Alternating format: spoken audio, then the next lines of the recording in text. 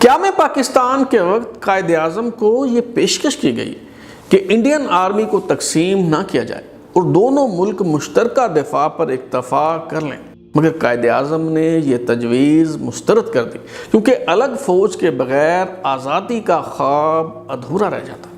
مگر پاکستان کے پہلے فوجی حکمران جنرل ایوب خان نے عنان اقتدار سنبھالنے کے بعد قائد اعظم کے ویژن اور پالیسی سے انحراف کرتے ہوئے بھارت کو مشترکہ دفاع کی پیشکش کر دی، جس کا بھارتی وزیر اعظم نہرو نے خوب مذاق اڑایا اور لوک سبھا میں یہ سوال اٹھایا کہ مشترکہ دفاع مگر کس کے خلاف؟ خود ساختہ فیلڈ مارشل ایوب خان نے بھارت کو یہ پیشکش کیوں کی اور کشمیر کی آزادی کا سب سے سنہری موقع کیسے گنوا دیا؟ آج ہم حقائق کی روشنی میں یہی سب کچھ جاننے کی کوشش کریں گے۔ ترازو کے سلسلے ماشاء اللہ کی تاریخ کی 5ویں قسط کے ساتھ میں ہوں بلال غوری اور آپ دیکھ رہے ہیں ترازو۔ جنرل ایوب خان اپنی کتاب فرینڈز ناٹ ماسٹرز میں اپنی اس پیشکش کی وضاحت کرتے ہوئے لکھتے ہیں کہ میں نے 24 اپریل 1959 کو کہا تھا کہ بیرونی حملے کی صورت میں ہندوستان اور پاکستان دونوں کو آپس میں قریب آ جانا چاہیے اور مل جل کر اس برِ صغیر کا دفاع کرنا چاہیے۔ ہندوستانی لیڈروں کا خیال تھا کہ میں کسی قسم کے دفاعی معاہدے کی بات سمجھا رہا ہوں اور اس سے ان کے دلوں میں خوف اور بدگمانی پیدا ہوئی۔ اس کے چند روز بعد میں نے کوئٹہ میں اپنی اس تجویز کی وضاحت کی۔ میں نے کہا اس کا مطلب کوئی خاص معاہدہ نہیں ہے جو ہندوستان کی پریشانی کا موجب ہو، میں تو بس یہ چاہتا تھا کہ دونوں ملکوں میں امن و امان کی خاطر عمومی سمجھوتا ہو جائے۔ مسٹر نہرو نے جان بوجھ کر اس تجویز کا غلط مطلب سمجھا اور 4 مئی کو لوک سبھا میں اعلان کیا، خواہ کچھ بھی ہو ہم کسی ملک کے ساتھ فوجی اشتراک کا کوئی ارادہ نہیں رکھتے۔ جنرل ایوب خان کے مصاحبین تصدیق کرتے ہیں کہ انہوں نے جوائنٹ ڈیفنس یعنی مشترکہ دفاع کی ہی بات کی تھی جو فوجی اشتراک کے ذریعے ممکن تھی۔ بظاہر یوں محسوس ہوتا ہے کہ یہ مشترکہ دفاع کی تجویز امریکی آقاؤں کو خوش کرنے کے لیے تھی تاکہ چین کے گرد گھیرا تنگ کیا جا سکے۔ چین کشمیر کے کچھ حصے پر ملکیت کا دعوے دار تھا۔ اکتوبر 1962 کو لداخ کے علاقے میں چین کی بھارتی فوج سے جھڑپوں کا سلسلہ شروع ہوا تو چینی فوج نے پیش قدمی کرتے ہوئے 15,000 مربع میل علاقے پر قبضہ کر لیا۔ بھارتی فوج کو اس لڑائی میں ہزیمت اٹھانی پڑی اور یوں محسوس ہو رہا تھا کہ پیش قدمی جاری رہی تو چین آسام تک کا علاقہ فتح کر لے گا۔ پاکستان چاہتا تو اس موقع سے فائدہ اٹھاتے ہوئے کشمیر کو بآسانی آزاد کروا سکتا تھا۔ چینی حکام نے بالواسطہ اس حوالے سے پیغام بھی بھیجا، مگر اپنے ملک کو فتح کرنے والے جنرل ایوب خان امریکہ کے ناراض ہو جانے کے خوف سے کوئی فیصلہ نہ کر سکے اور یوں یہ موقع گنوا دیا۔ قدرت اللہ شہاب اپنی تصنیف شہاب نامہ میں لکھتے ہیں 20 اکتوبر 1962 کو میں ہارلے اسٹریٹ راولپنڈی میں اپنے گھر سویا پڑا تھا۔ رات کے 2:30 بجے تھے کہ اچانک میری کوٹھی کے کمپاؤنڈ میں ایک کار داخل ہونے کی آواز سنائی دی۔ چند لمحوں کے بعد میرے ملازم نے اندر آ کر مجھے بتایا کہ ایک چینی آپ سے فوری طور پر ملنا چاہتا ہے۔ اس نے مجھے بتایا کہ بھارت نے چینی سرحدوں پر پے در پے حملے کر کے چین کو جوابی کارروائی پر مجبور کر دیا ہے اور چینی فوج چند مقامات پر بھارت میں داخل ہو کر آگے بڑھ رہی ہے اور وہ اس وقت مجھے یہی اطلاع دینے آیا ہے۔ میں نے پوچھا کیا آپ نے یہ بات ہماری وزارت خارجہ تک پہنچا دی ہے؟ چینی مسکرایا اور بولا ہمارا خیال ہے کہ شاید صدر ایوب کو اس خبر میں دلچسپی اور اہمیت محسوس ہو۔ ہمارے اندازے کے مطابق آپ یہ خبر ان تک فوری طور پر پہنچانے میں زیادہ کام آ سکتے ہیں، اس لیے ہم نے آپ کو ایسے بے وقت جگا کر یہ تکلیف دی۔ قدرت اللہ شہاب کا خیال ہے کہ سفارتکاری کے فن میں چینیوں کا اپنا ہی ایک خاص اور نرالا انداز ہے۔ وہ اپنے دوستوں پر بھی اپنی رائے یا مشورہ یا نصیحت بربلا ٹھونسنے کے عادی نہیں ہیں۔ لیکن اشاروں کنایوں میں اپنا اندیا نہایت خوش اسلوبی سے ظاہر کر دینے میں مہارت رکھتے ہیں۔ رات کے 2:30 بجے مجھے جگا کر غالباً وہ اپنے مخصوص انداز میں یہ پیغام پہنچا رہے تھے کہ جنگ کے یہ ابتدائی چند گھنٹے انتہائی اہم ہیں، ہندوستانی فوج کے پاؤں اکھڑ گئے ہیں، اگر پاکستان اس موقع سے فائدہ اٹھانا چاہتا ہے تو ہرگز وقت ضائع نہ کرے۔ قدرت اللہ شہاب نے فوراً لباس تبدیل کیا اور ایوان صدر پہنچ گئے۔ خاصی تگ و دو کے بعد جب ایوب خان تک رسائی ملی اور اس پیش رفت سے آگاہ کرتے ہوئے انہوں نے اپنا مدعا بیان کیا تو صدر ایوب خان نے تند و تیز لہجے میں بات کاٹ کر کہا، تم سویلین لوگ فوجی نقل و حرکت کو بچوں کا کھیل سمجھتے ہو؟ جاؤ اب جا کر آرام کرو، مجھے بھی نیند آ رہی ہے۔ یوں یہ موقع گنوا دیا گیا، اور اصل بات یہ تھی کہ امریکی صدر کینیڈی نے ایک خط لکھ کر ایوب خان کو اچھے بچوں کی طرح رہنے اور صورتحال سے فائدہ نہ اٹھانے کی نصیحت کی تھی۔ ایوب خان اور نہرو نے 1960 میں عالمی بینک کی ثالثی کے نتیجے میں سندھ طاس معاہدے پر دستخط کیے، جس کے تحت مشرقی دریاؤں ستلج، بیاس اور راوی پر بھارت کا حق تسلیم کر لیا گیا، جبکہ مغربی دریاؤں سندھ، جہلم اور چناب کا پانی پاکستان کو استعمال کرنے کی اجازت دے دی گئی۔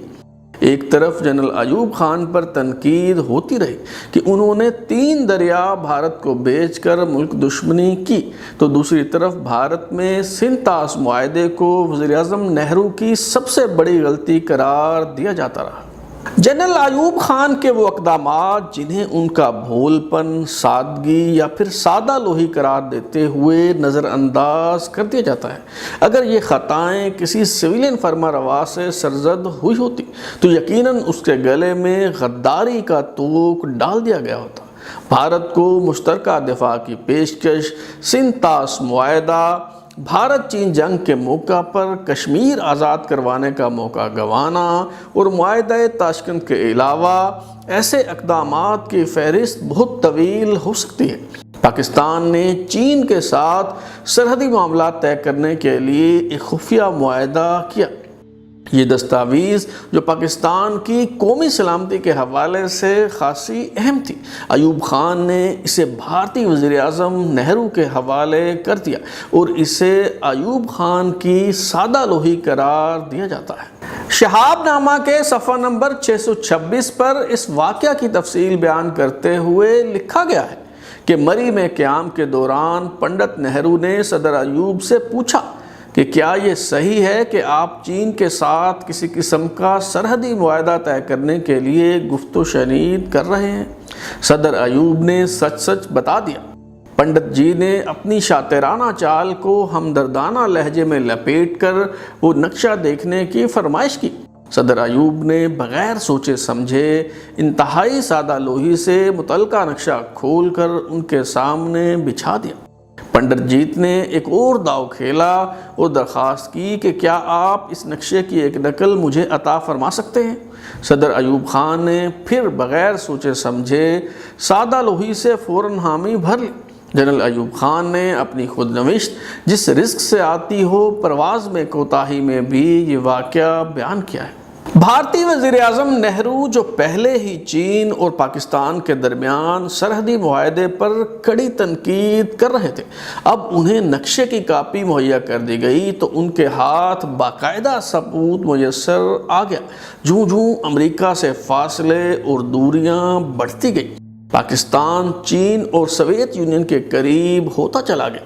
1964 میں چین نے پاکستان کو چینی درآمدات میں سہولت کاری فراہم کرنے کی غرض سے $60 ملین قرض دیا۔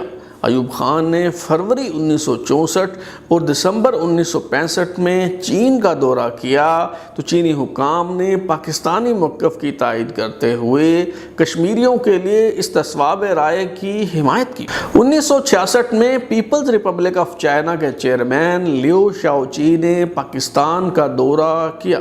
PIA کی جاپان جانے والی پروازوں کو ہانگ کانگ سے ہو کر جانا پڑتا تھا۔ چین نے اپنی فضائی حدود استعمال کرنے کی اجازت دے دی تو PIA کو بہت سہولت ہو گئی۔ وزیر اعظم لیاقت علی خان نے امریکہ کی طرف سے دورے کی دعوت وصول کرنے کے لیے روس کا دورہ کرنے کا اعلان ضرور کیا تھا، مگر بعد ازاں بات آگے نہ بڑھ سکی۔ جنرل ایوب خان کے دور میں اگرچہ U-2 طیارہ گرائے جانے کے بعد سوویت یونین اور پاکستان کے درمیان کشیدگی مزید بڑھ گئی، مگر پھر بھی حکومت پاکستان ایک معاہدے کے تحت روس سے $30 ملین کا قرضہ اور تیل تلاش کرنے کے لیے تکنیکی معاونت حاصل کرنے میں کامیاب رہی۔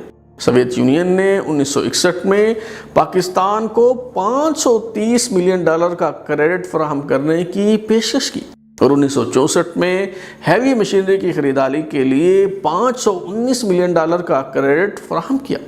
پاکستان نے سوویت یونین سے بارٹر کے تحت تجارت کا معاہدہ بھی کر لیا، جس کے تحت پاکستان نے سوویت یونین کو چاول، کپاس اور پٹسن بیچنا شروع کی اور اس کے بدلے پاکستان میں روسی ٹریکٹر، میسی فرگوسن، دیگر گاڑیاں اور زرعی آلات آنا شروع ہوئے۔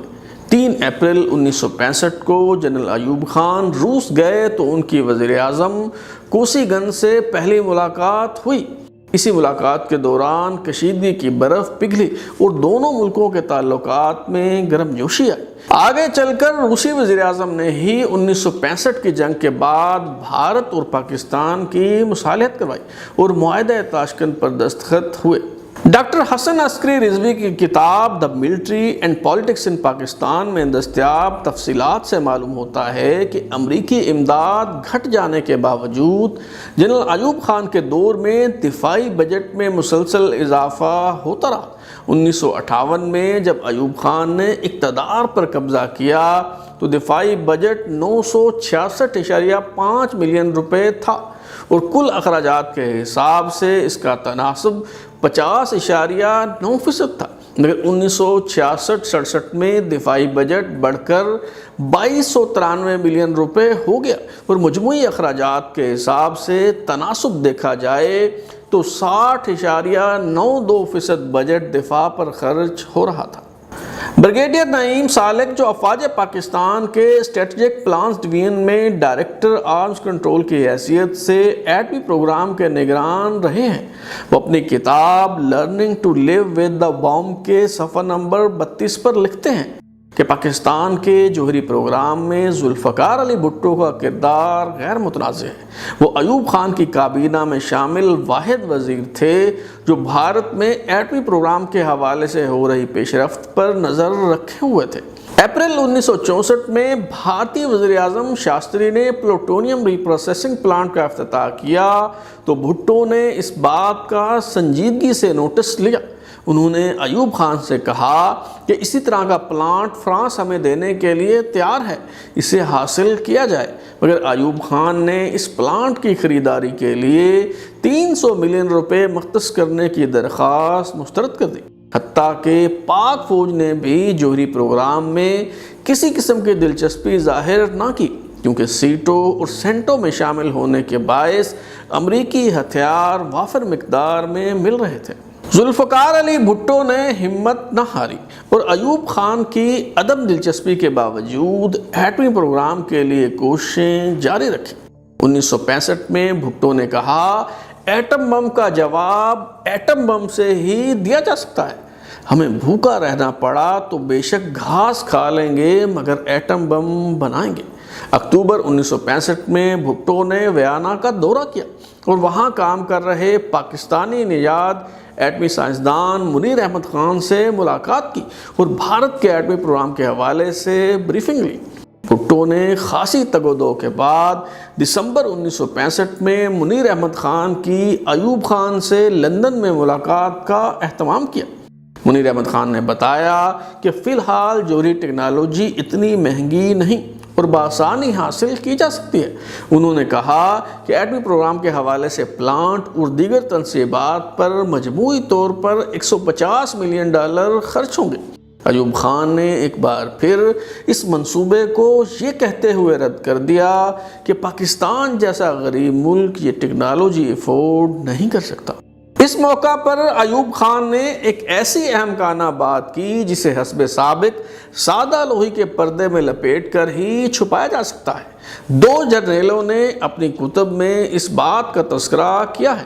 جنرل ریٹائرڈ کمال متین الدین نے اپنی کتاب دی نیوکلیئرائزیشن آف ساؤتھ ایشیا کے صفحہ نمبر 81، جبکہ بریگیڈیئر نعیم سالک نے اپنی کتاب learning to live with the bomb کے صفحہ نمبر 34 پر لکھا ہے کہ بھٹو کے توسط سے منیر احمد خان سے ہونے والی اس ملاقات کے دوران جنرل ایوب خان نے کہا، اگر ہمیں کبھی ضرورت پڑی تو ہم atom bomb off the shelf کسی دوست ملک سے خرید لیں گے۔ خدا جانے ایوب خان جوہری ٹیکنالوجی یا ایٹم بم کو کوئی سبزی یا پھر کوئی پھل سمجھ رہے تھے جسے اوپن مارکیٹ یا پھر کسی دوست ملک سے خریدا جا سکتا ہے۔ جنرل ایوب خان کی ایک اور اہم کانہ غلطی کا انکشاف قائد اعظم کے سیکرٹری و معتمد خاص اور سابق صدر آزاد کشمیر KH خورشید نے کیا ہے۔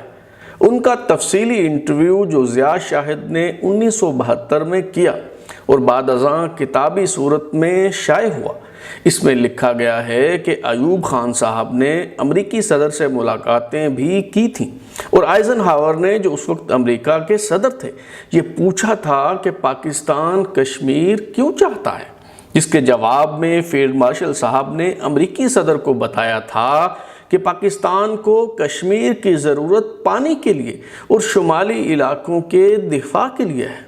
جواب میں امریکی صدر نے کہا، پانی کا مسئلہ ہے تو منگلا ڈیم میں ہم آپ کی مدد کرنے کو تیار ہیں، اور اگر شمالی علاقوں کا دفاع مطلوب ہے تو اسلحہ سے مدد کریں گے۔ ایوب خان مان گئے۔ ماشاء اللہ کی تاریخ اور ایوب راج کی کہانی بیان کرنے کا سلسلہ جاری ہے۔ آئندہ ایک ساتھ میں معلوم ہو سکے گا کہ ایوب خان کے ماشاء اللہ کے دوران سیاسی ملمہ کاری کرنے کے لیے کس طرح کا جمہوری نظام اور آئین متعارف کروایا گیا، اور صدارتی الیکشن کے دوران محترمہ فاطمہ جناح کو کس طرح شکست دی گئی۔ اگر آپ اپنی رائے دینا چاہتے ہیں یا پھر کوئی تجویز تو ہمارا واٹس ایپ نمبر 033284105537 دستیاب ہے۔ اپنا فیڈ بیک دیں، لائک کریں، سبسکرائب کرنے کے بعد بیل آئکن یعنی گھنٹی دبائیں اور دیکھتے رہیں ہمارا چینل ترازو۔